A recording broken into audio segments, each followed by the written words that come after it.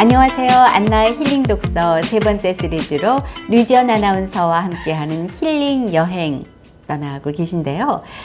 동행을 위해서는 먼저 탑승하셔야 되니까 우선 제 영상에 구독이 되어 있는지 한번 확인해 보시고요. 영상을 보시고 나서 좋으시다면 좋아요와 알림 설정 누르시고 그리고 널리 공유도 해주세요. 많은 분들과 이 내용을 공감하고 또 전하기 위해서 이런 얘기 해야 된다고 하더라고요. 네, 오늘 서론이 좀 길었습니다. 자, 본격적으로 떠나도록 하겠습니다. 힐링 여행 이스라엘 편. 오늘은 성지순례 5번째 날의 여정으로 갈릴레아에서 타볼산에 올랐다가 카파르나움과 벳사이다와 함께 주님께서 활동하신 3대 고을에 속하는 코라진으로 갔다가 다시 숙소가 있는 갈릴레아로 돌아오게 됩니다. 먼저 타볼산은 예수님께서 거룩한 변모를 행하신 곳으로 유명하죠. 예수님께서 베드로, 야고보, 요한 이렇게 세 제자만 데리고 오르신 곳.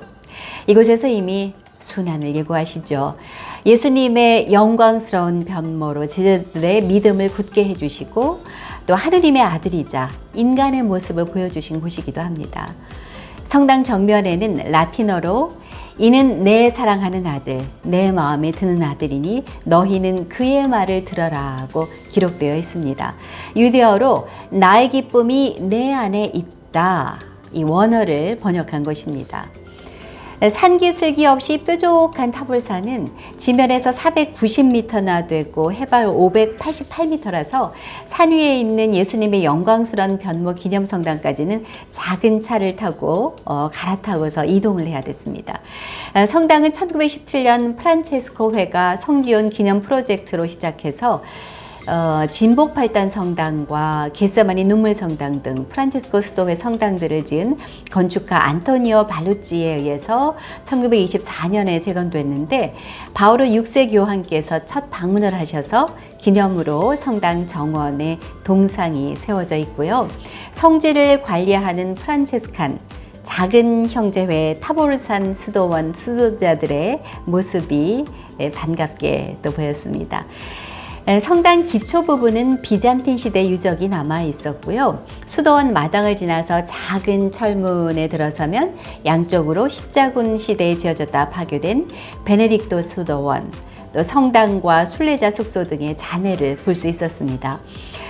로마네스크 양식으로 건립됐는데 13세기 무슬림들에 의해서 지어진 육중한 성곽의 흔적인 바람의 문이 우뚝 솟아 있었습니다.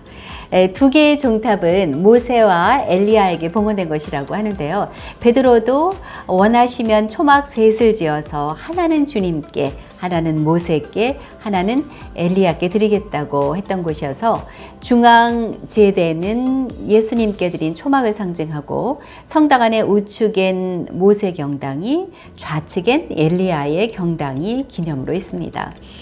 비잔틴 시대에는 특이하게 제대를 아래에 두었다고 합니다. 주님의 거룩한 변모 성당은 주님처럼 사랑으로 하얗게 태우고 성체를 통해서 당신 같은 거룩한 몸으로 변화시키는 과정으로 인도하는 구원의 여정을 의미하는 곳입니다. 그 의미를 새기듯 동행한 순례자들에게 미사의 은총을 함께 만들어가자는 의미와 동기부여를 위해서 제가 속한 일조원들과 함께 성체 특송을 미사 때 봉헌했고요. 전날 밤 늦게까지 준비 과정과 그 순간에 이르기까지 조원들이 사랑으로 하나 되는 변화와 또 참석자들의 마음을 움직이는 그런 은총의 체험을 할 수 있었습니다. 성당에는 곳곳에서 찾은 순례자, 여행자들로 가득했는데 요즘은 여행객들이나 현장에서 한국과 한국인에 대해 사람들이 호의적인 모습을 자주 접하기는 하지만 특히 이곳 성당에서는 이스라엘 모녀의 한국 사랑이 매우 반가웠습니다.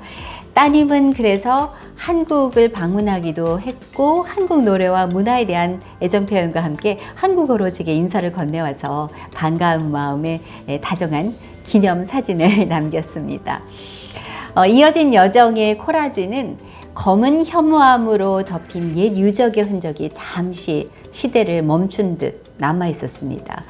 코라진의 한가운데 호수가 내려다 보이는 곳에는 마을 회당이 있는데 오늘날 유다인들이 예루살렘을 향해서 기도하듯이 2000년 전 코라진 사람들이 기도하던 모든 회당의 입구가 예루살렘을 향했습니다. 회당 입구에는 예수 그리스도 하느님의 아들, 구원자의 첫 글자인 물고기 형상으로 그리스도교를 상징하는 모습을 볼 수 있었고요. 회당 안에 들어가면 입구 바로 옆에 모세 오경 두루마리를 보관한 지성소의 일부가 남아있는데 그 지성소 옆에는 모세의 자리가 있습니다. 진품은 물론 박물관에 있고 모조품에 저는 사진 촬영을 위해 잠시 앉아봤지만 율법학자들과 바리사이들이 앉았다는 높은 의자였습니다. 마을을 둘러보니 정결예장도 있었고 또 올리브 짜는 틀도 보여서 예수님의 마지막 십자가 언덕 겟세마니가 기름 짜는 마을일 것으로 추정되기도 했습니다. 현무암으로 지어진 마을이라서 마치 모두 불타서 검게 폐허가 된 듯이 보여서 번성했던 과거가 무색하게 느껴지기도 하고, 한편으로는 예수님이 행하신 많은 기적과 말씀을 접하고도 이를 믿지 못하는 곳이어서 예수님의 한탄을 보는 듯도 했습니다. 예수님께서 기적을 가장 많이 행하신 동네에서 회개하지 않으니까 심판날에 소돔과 고모라가 오히려 너희보다 더 가벼운 벌을 받을 것이라고 꾸짖으셨죠. 하지만 검게 그을린 듯한 유적과는 대조적으로 위로는 파란 하늘과 발 아래 곳곳에 덮인 보랏빛, 또 작은 그 노란빛 들꽃이 마치 들의 풀에도 하느님이 은혜를 입히시는데 하물며 너희들일까 보냐, 믿음이 적은 자들아 라는 말씀을 건네며 예수님이 거니시는 듯한 모습을 그려지게 해서 잔잔한 평화와 그리움으로 다가왔습니다. 그 발자취를 온전히 마음에 담고 사흘간 머문 막달라보트 성당 숙소로 돌아왔는데, 멕시코 수도회가 지은 이곳 성당 또한 독서대라든지 과거 유교회당의 흔적들이 남아있는 유적지라서 마지막 봄을 보내기 전에 그 고고 유적의 역사적 배경을 둘러봤습니다.